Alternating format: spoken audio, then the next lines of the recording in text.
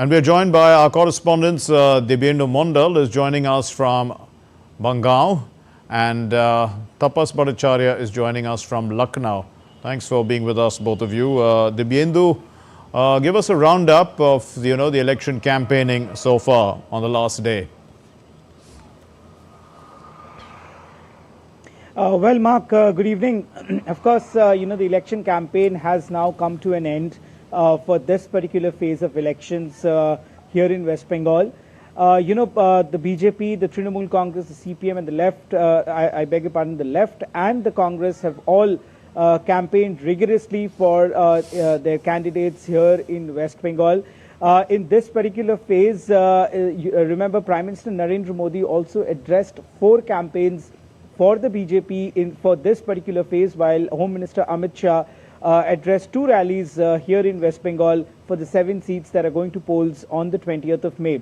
So, of course, while the Trinamool Congress's Abhishek Banerjee and Mamta Banerjee also addressed multiple rallies and conducted roadshows in different parts of the 7 constituencies that are going to polls here in West Bengal. So, of course, it's an action-packed election campaigning that ended just a while back here in West Bengal. Now, of course, we are in the silence period where the people of, in fact, the electorate and the people of these particular constituencies will deliberate and dwell upon who they would like to cast their vote on the 20th of May when these seats goes to polls. So, of course, high-stake battles in many constituencies here.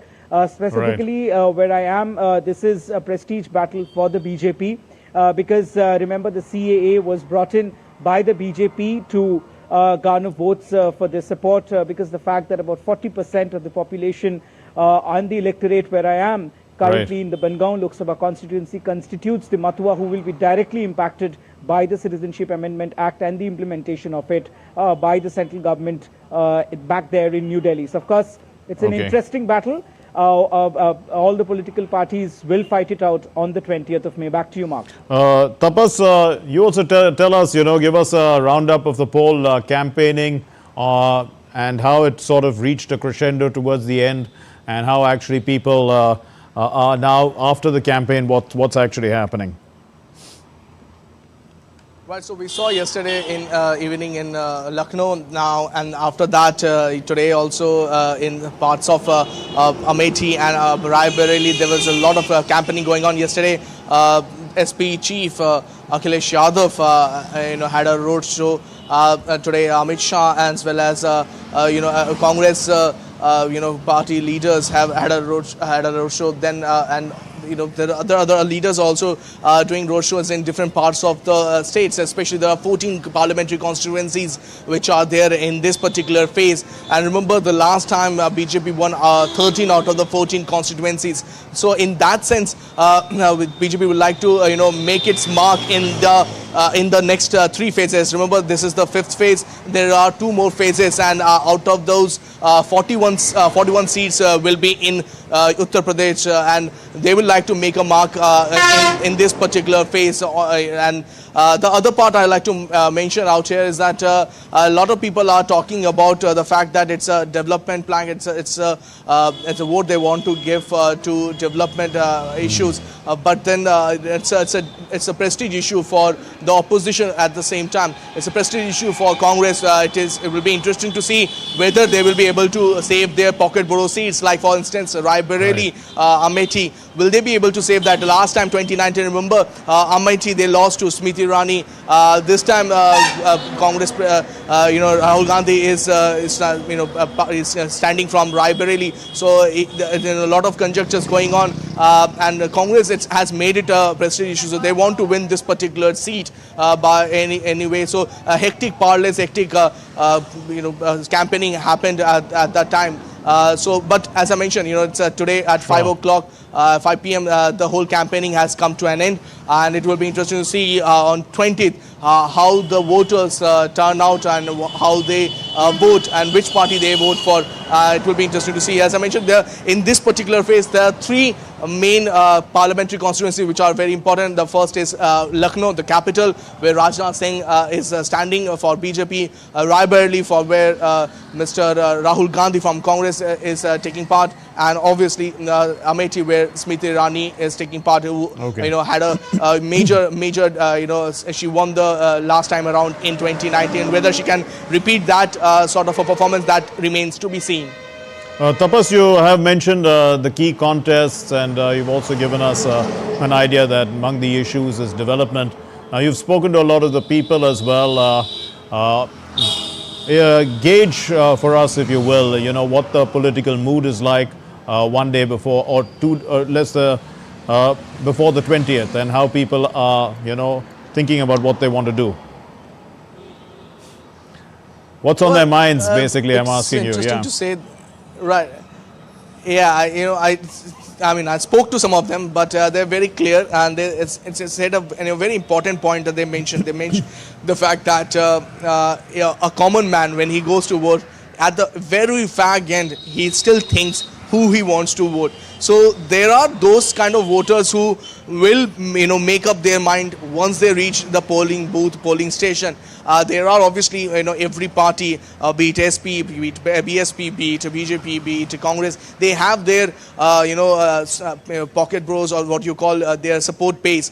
So they will, the support base will come to the fore. They will come and they will vote at that time. But it is the, the silent voters who decide what to do right at the time they reach the polling station. So it would be interesting to see which tide those voters go, which party they choose, because what the swing, I mean, if they cast their vote in a particular manner, the swing will actually decide the fate of the candidates, and that is where the major difference lies, both in 2014, 2019. That is something that both the opposition as well as the ruling party is banking on, that the swing is in their favor rather than the opposite way. Okay, Dibyendu, tell us also a little bit about the poll preparations now that the campaigning has ended. We have the elections have been rather peaceful in West Bengal. Of course, they're being stretched over 7 phases. But given the fact that it has a history of poll violence, what special arrangements are being made this time round? Well, Mark, that's right. This time around, we have seen much lesser poll violence as compared to the previous years that Bengal has been known, has been marred with political violence, especially during the polling time in different parts of the states. Of course, this time around also, the Election Commission as well as the local administration is taking every adequate steps to ensure that there is free and fair and violence-free elections this time. So, of course, apart from the paramilitary forces that will be conducting and that have been conducting route marches in sensitive areas, the Election Commission has also identified the sensitive booths which will be completely manned by the paramilitary forces, and quick reaction teams are also placed in strategic locations to move quickly and swiftly as and when, if any incident of poll violence or booth capturing, or for that matter any violence is reported from any part of these 7 constituencies which are going to polls. Of course, the safety and security of the polling officials are also key to the Election Commission's preparations. Of course, they have also taken adequate measures, and they have taken, steps to ensure that their safety are also taken into consideration. The safety of the EVMs are also being taken into consideration by the Election Commission officials here, because we have in this past seen that EVMs have been broken inside the polling stations here in Bengal. So, of course, these are some of the key issues that the Election Commission is taking with seriousness, and ensuring that there are no poll-related violence. In the last couple of phases, we have seen there have been, it's not that there have not been any reports of violence, there have been violence, but the number of incidents have gone down drastically this time around, because the Election Commission says that they have taken all measures and deployed a heavy number of paramilitary forces. What I hear is that for this particular phase, more than 250 companies of paramilitary forces will be stationed in strategic locations in different parts of these constituencies.